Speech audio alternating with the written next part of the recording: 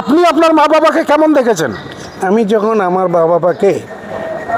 মা বাবা শিক্ষক ছিলেন এবং আমরা মা বাবার কাছে জেনেছি, আমি বিশ্বাস করতে পারিনি যে বাবার বয়স ছিল প্রায় 96 বছর, মার বয়স হলো 86 বছর। তা আমি কোনোদিন ভাবতে পারিনি যে বাবা মা মারা যাবে আর আমি কীভাবে সহ্য করব। বাবা মা মারা যাবে সেটা আমি কী করে সহ্য করব, এই জিনিসটা আমি ভাবতে পারিনি তখন।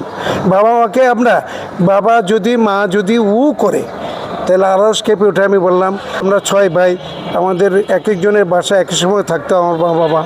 আমরা কি যত্ন করতাম, কোন সময়ে তার কি লাগবে সেটা দেখতাম।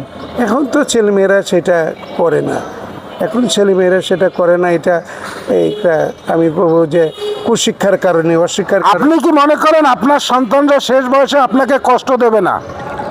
আমি বলতে পারি না সেটা আমার সন্তানদের, কারণ আমি আমার বাবা মাকে যেভাবে সাহায্য সুবিধা করেছে, দেখাশোনা করেছি, আমি মনে করি আমার ছেলেমেয়েরাও আমাকে সেইভাবে দেখবে, এটা আমার প্রত্যাশা। এখন আলহামদুলিল্লাহ। প্রিয় দর্শক, আপনারা প্রমাণ পেয়েছেন তো, আপনি আপনার মা বাবার জন্য যতটুকু করবেন আপনার সন্তান আপনার জন্য ঠিক ততটুকুই করবে। আমরা এখানে প্রমাণ সহ আপনাদেরকে বুঝাই দিলাম ইনশাআল্লাহ। আপনি ওনার মুখ থেকেই শুনেন।